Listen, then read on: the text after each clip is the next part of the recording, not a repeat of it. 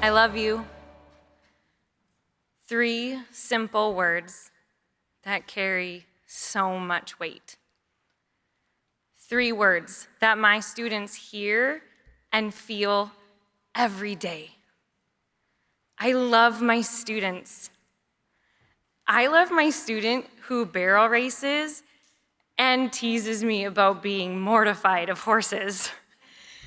She's even joked that she would help me by letting me ride her pony while she gets to ride her American Standard horse. I love my student who is the super cool hockey player that has taught me more about the insanity of competition in kids' sports than I knew was even possible. Although at one point, we did have to chat that bragging about being in the penalty box was not cool. I mean, how can you help your team if you're in the box for 2 minutes? I also love my student who comes from a broken home and last year missed almost as many days of school as he was present, whose life circumstances had already shown him that school was not a safe or caring place to be. I love each and every one of my students, and they know that I love them because I show them and I tell them every day. Relational capacity and classroom culture are 2 of the rocks that support our classroom family in portable room 4 at Lincoln Elementary School. We learn about each other and are genuinely interested in each other's lives in and outside of school.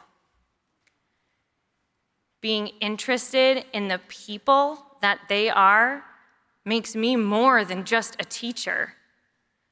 I become a listening ear when they feel unheard, a hand to guide them along, and a believer in their dreams when they feel like it's just unattainable.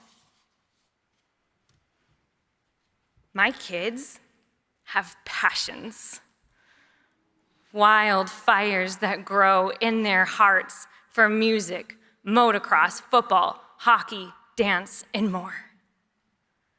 I find ways to help them make connections between the classroom and things that they desire outside of the school walls. We set goals together that are academic and personal, understanding their wants and needs as an individual and enhancing our school day with a dash of what they strive to be and do. There is a purpose for our learning. We thrive together.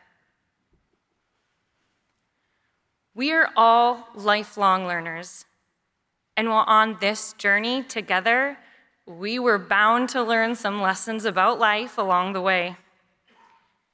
We have our fair share of incidents, as I'm sure you all do, such as, "Excuse me, sir, but we need to use kind words." Or, "Ladies, please stop poking each other and keep your hands to yourself." And also, kids do strange things. I don't know if you know about the new one that my students have gotten into lately. It's called scooping. Anybody? But anyway, this is why relationships matter.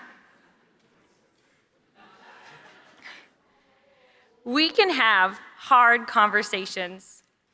We can problem solve through difficult scenarios, and we can face challenges together because we've built a trusting relationship where we are all accepted on our best days, our worst days, and everything in between. When they're having a rough moment, they know they can share their anxieties and strong emotions with no judgment from me. I have learned that the best approach is to speak less and listen more which, by the way, is not new advice. Although mistakes may be made, they are reassured by the fact that I still care about them. I still love them. Confident that they'll be getting a hug, high five, or handshake and an I love you on their way out the door, and a warm smile to greet them in the morning. What our classroom family has is beautiful. Our classroom is a place where we can all feel safe, connected, and loved. Students are invested in their learning and in themselves. They come to school knowing we are going to laugh, learn, and challenge each other in positive, constructive ways. Telling my students that I love them is one thing. Them knowing that it's true is a whole new one, and it matters. With trust, understanding, humility, and respect, bringing us together and creating an environment that they are proud to be a part of. I've been teaching for 10 years now, and the past 2 have been years of significant growth for me as an elementary educator. I was introduced to AVID after coming back from maternity leave with my 3rd baby.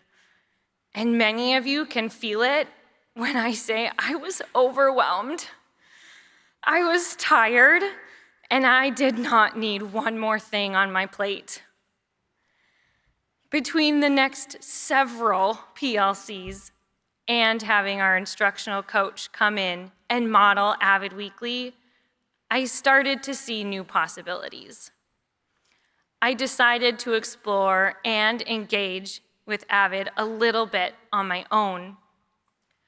I knew that I needed to be confident and brave enough to change some of the things I was doing in my classroom.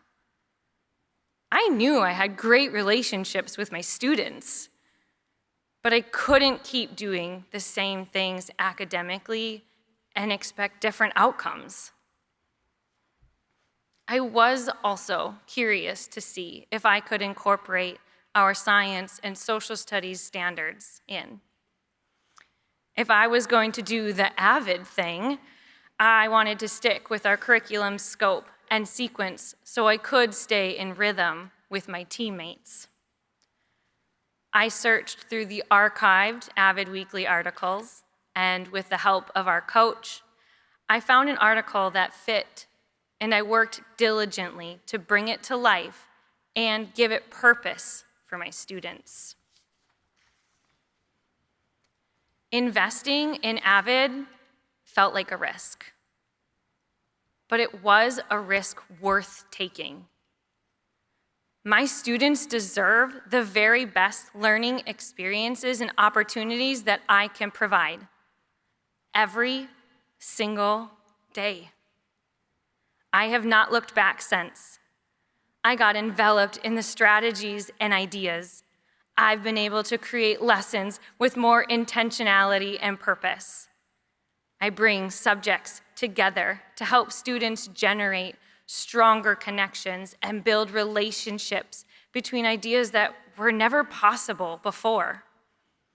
There's more student agency, empowerment, and higher student achievement with the integrated lessons. Creating engaging lessons utilizing Wicker, science, and social studies brings the classroom to life for my students and makes teaching it incredibly enjoyable. My classroom family grows every year, and so does my passion for AVID. So be brave. Be willing to learn, grow, and change your classroom so that it lights up your students' minds and hearts, because they matter and they are worth it, and so are you.